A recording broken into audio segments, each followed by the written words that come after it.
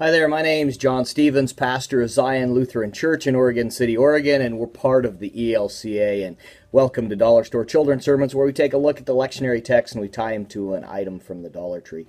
Now, this is for the 9th Sunday after Pentecost and for July 26th. And we're looking at the Revised Common Lectionary, the Gospel lesson out of John, and it's the feeding of the 5,000. And the item I am using is one of these magic towels. You might have seen them where they're just, they're compact, and it doesn't look like there's a towel at all.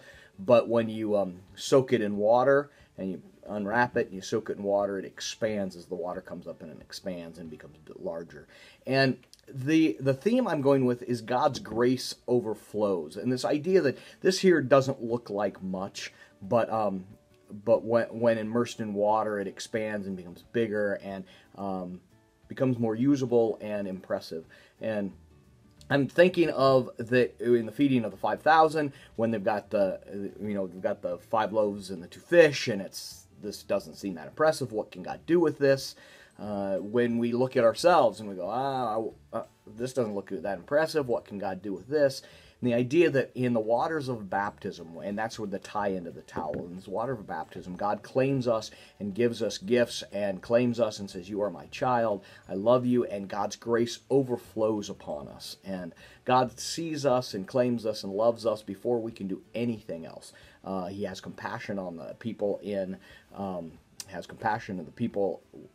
and he feeds them, and he asks the disciples to feed them. They get to take part in this mission, and that God's grace overflows on all of us. So that's the idea I'm going with, is that this doesn't look like much, but when you soak this in water, it expands, and sometimes we might think, what can God do with me? But God's grace overflows, and in the waters of baptism, God claims us, and like the disciples, asks us, and we get to be a part of this wonderful thing.